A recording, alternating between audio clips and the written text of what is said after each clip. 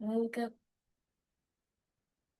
السلام عليكم ورحمة الله وبركاته نحمده ونصلي على رسوله الكريم أما بعد فأعوذ بالله من الشيطان الرجيم بسم الله الرحمن الرحيم رب اشرح لي صدري ويسر لي أمري واحلل عقدة من لساني يفقهوا قولي ربنا زدنا علما اللهم فقهنا في الدين آमीन या रब्बल आलमीन। आगाज होता है जी हमारा रुकू नंबर 1 का। पारा नंबर 16 है, सूरतुल कहफ चल रही है और देखते हैं अल्लाह ताला इसमें क्या इरशाद फरमाते हैं। पिछले पारे से टॉपिक वही कंटिन्यू हो रहा है इस पारे के अंदर भी। अल्लाह ताला फरमाते हैं क़ाला अलम अक़ुल लका इन्नका लन तस्ततिअ मइय सब्रा। जब हजरत खिज़र अलैहिस्सलाम और हजरत मूसा अलैहिस्सलाम की आपस में बात हो रही थी, अब ये आखिरी दफा जब उन्होंने जब वो बातें सारी उन्होंने बार बार उनसे सवाल किया, तो अब ये उनको एक्सप्लेन कर रही थी, बता रही थी हजरत खिज़र अलैहिस्सलाम कि किस तरह से ये उन्होंने ये तमाम काम कैसे किए और क्यों किए। क़ाल अलम अक़ुल लका इन्नका लन तस्ततिअ मइय सब्रा। उसने कहा क्या मैंने आपसे कहा नहीं था कि आप मेरे साथ हरगिज़ सब्र नहीं कर सकेंगे? क्या मैंने आपसे ये कहा नहीं था? पहली बार सईदना मूसा अलैहिस्सलाम का इतराज भूल चूक का नतीजा था, दूसरी मर्तबा का इतराज सब्र ना कर सकने की वजह से था। यकीनन सब्र बड़ी हिम्मत के कामों में से है। जैसा कि अल्लाह ताला ने इरशाद फरमाया है वलमन सब्र वगफरा इन्ना ज़ालिका लमिन लमिन अज़्मिल उमूर। और यकीनन जो सब्र करे और माफ कर दे तो बिलाशुबा ये यकीनन बड़ी हिम्मत के कामों में से है। मैं एक बड़ी अहम तरीन बात आप लोगों से ये कहना चाहूंगी। बहुत से लोग ये कहते हैं कि जब थोड़ी सी भी कोई बात हो पहुंचती है और थोड़ी सी भी कोई बात को कोई मामला होता है तो फौरन अगले को जवाब दे देते हैं और फौरन ही जाके बोल देते हैं और फिर ये कहते हैं कि हम बात को दिल में नहीं रखते। ये बात हम सब की समझने के लिए काफी है कि अल्लाह ताला ने फरमाया है कि सब्र का काम है वो अज़मुल उमूर है, कि वो बहुत बड़े कामों में से है। इसमें ये हरगिज की बात नहीं है कि आप ये कह दें कि हम अपनी बात को दिल में नहीं रखते, जो भी दिल में आता है उसको मुंह पर बोल देते हैं। तो सब्र तो यही है।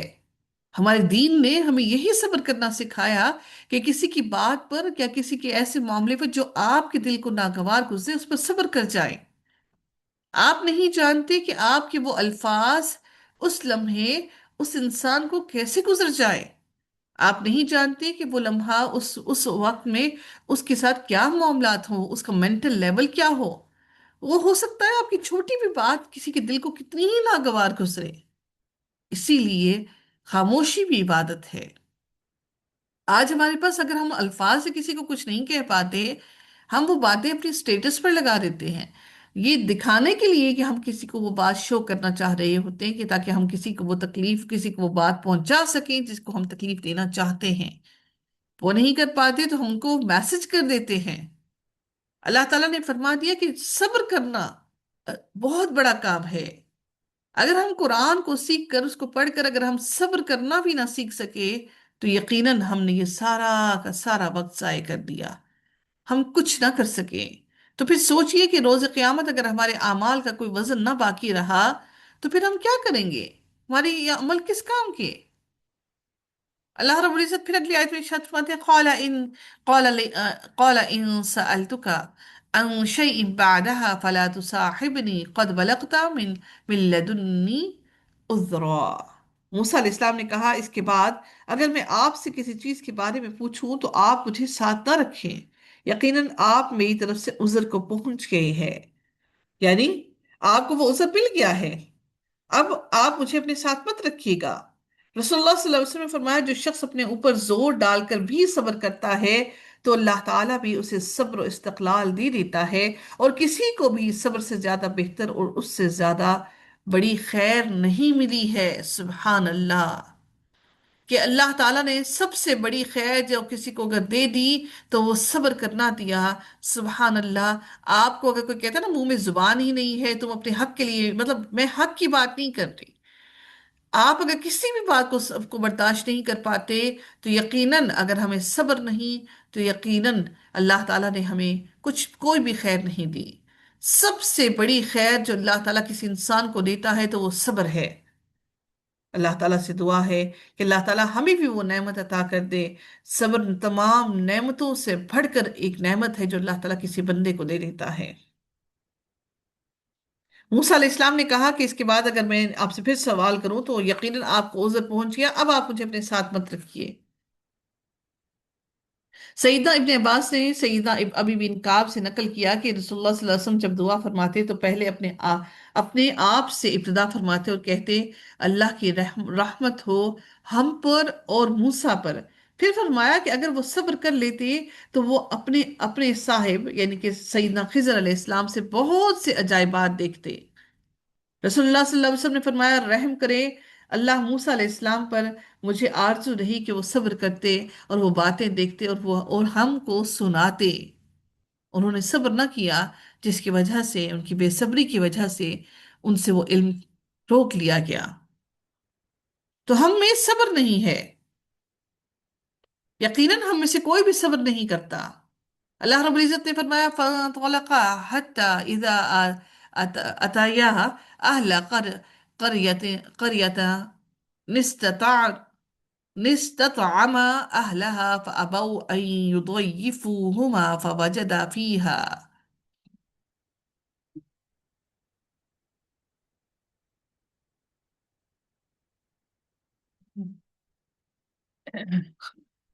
پھر اللہ تعالیٰ ارشاد فرماتے ہیں پھر وہ دونوں چل پڑے یہاں تک کہ وہ دونوں ایک بستی والوں کے پاس آئے، انہوں نے ان کے باشندوں سے کھانا طلب کیا، یعنی وہاں کے رہنے والوں سے کھانا مانگا، تو انہوں نے انکار کر دیا کہ وہ ان کی مہمان نوازی کریں۔ انہوں نے مہمان نوازی ان کی تواضع کرنے سے ہی انکار کر دیا۔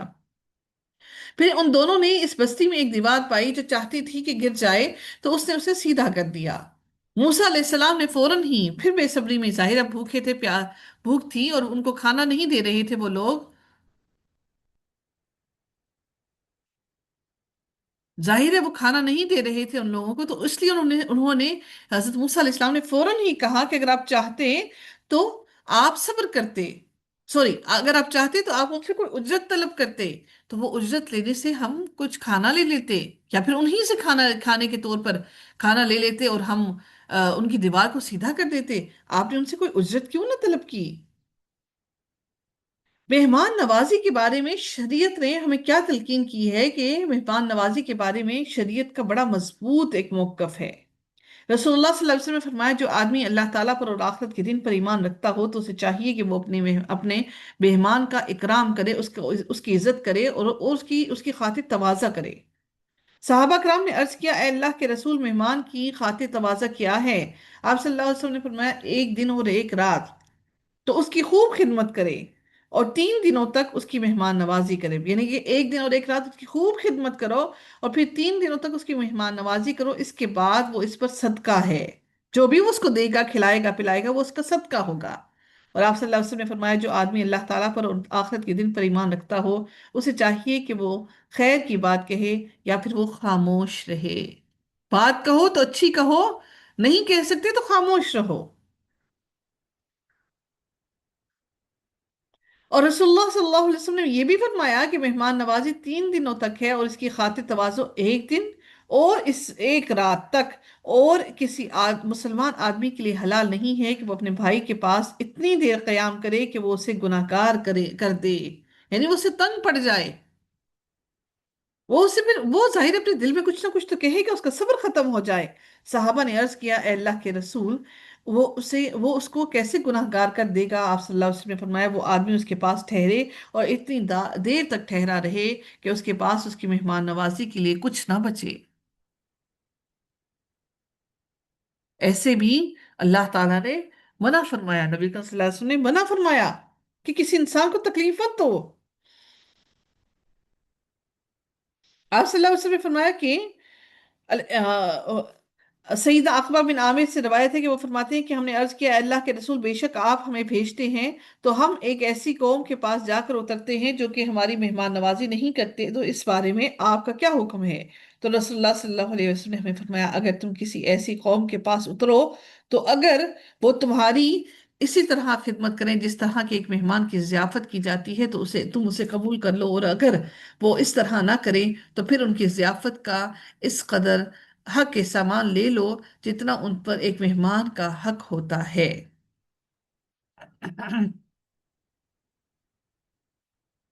اللہ تعالیٰ اگلی آیت میں مزید ارشاد فرماتے ہیں، قالا، اس نے کہا، ھذا فراق بینی و بینک، یہ فراق ہے، جدائی ہے میرے اور تمہارے درمیان میں،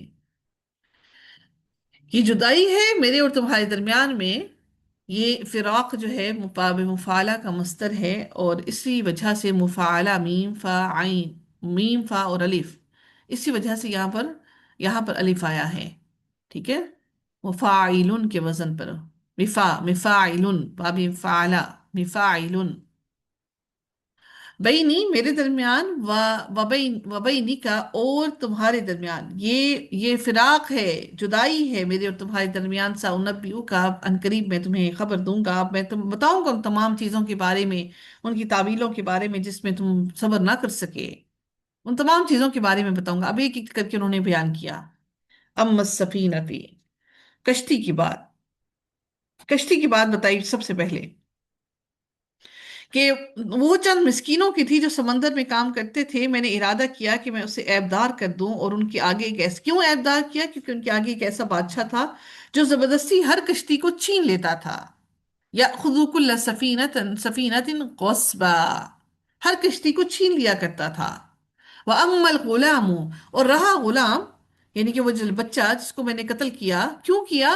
وہ اس کے ماں باپ مومن تھے، مؤمنین تسنیہ کا صیغہ ہے، والدین اس کے مومن تھے، فَخَشِينَا، تو مجھے اندیشہ ہوا کہ کہیں ایسا نہ ہو کہ وہ ان دونوں کو سرکشی اور کفر میں پھنسا دے۔ کون؟ ان کا بیٹا جو ہے وہ خود بھی کفر اور سرکشی میں ڈوب جائے، اور اپنے والدین کو بھی وہ پھنسا دے اپنی سرکشی کی وجہ سے، کسی ایسے کاموں میں، نافرمانی کی وجہ سے کسی ایسے کاموں میں والدین کو پھنسا دے کہ وہ تکلیف میں آئیں۔ اس لڑکے کی تقدیر میں تھا کہ اگر وہ بالغ ہو جاتا تو اپنے والدین کو کفر اور سرکشی کے لیے مجبور کرتا۔ سیدہ خضر علیہ السلام نے، سیدہ خضر علیہ السلام کو یہ ڈر لگا کہ یا تو والدین فطری محبت کی وجہ سے یا ضرورت کی وجہ سے کفر یا سرکشی پر مجبور ہو جائیں گے۔ اس بچے کے بارے میں انہیں علم تھا، اس لیے اس کے والدین کی دین کی حفاظت کے لیے اس کو قتل کر دیا گیا۔ اس سے بڑھ کر اور کیا فائدہ ہو سکتا ہے کہ اگرچہ بچے کو قتل کرنے میں والدین کے لیے تکلیف اور اس کی نسل کا خاتمہ ہے، لیکن اللہ تعالیٰ سے امید ہے کہ وہ انہیں اس سے بہتر اولاد عطا کرے گا۔ پھر رب کائنات نے اگلی آیت میں مزید ارشاد فرمایا کہ پھر آگے کیا ہوا کہ فَأَرَدْنَا أَن يُبْدِلَهُمَا رَبُّهُمَا خَيْرًا مِّنْهُ زَكَاةً وَأَقْرَبَ رُحْمًا، تو ہم نے چاہا کہ ان دونوں کا رب ان دونوں کو اس کا بہترین بدل عطا فرمائے جو پاکیزگی میں اس سے بہتر ہو اور رحمت میں زیادہ قریب ہو۔ وَأَمَّا الْجِدَارُ، اور رہی وہ دیوار، تو وہ شہر کی دو یتیم لڑکوں کی تھی، اور اس کے نیچے ان دونوں کے لیے خزانہ تھا، اور ان دونوں کا باپ ایک نیک آدمی تھا۔ پھر تمہارے رب نے ارادہ کیا کہ وہ دونوں اپنی جوانی کو پہنچیں اور اپنا خزانہ وہاں سے نکالیں۔ تمہارے رب کی طرف سے یہ رحمت تھی، اور میں نے اپنی مرضی سے ایسا کچھ نہ کیا، میں نے اپنی مرضی سے کوئی کام نہیں کیا، بلکہ یہ سب کچھ میرے رب کا حکم تھا۔ ذالک تعویل، یہ تعویل ہے، یہ اصل حقیقت ہے ان تمام باتوں کی جن پر تم صبر نہ کر سکے، ما لم تستطع علیہ صبرا، ان تمام باتوں کی جن پر تم صبر نہ کر سکا۔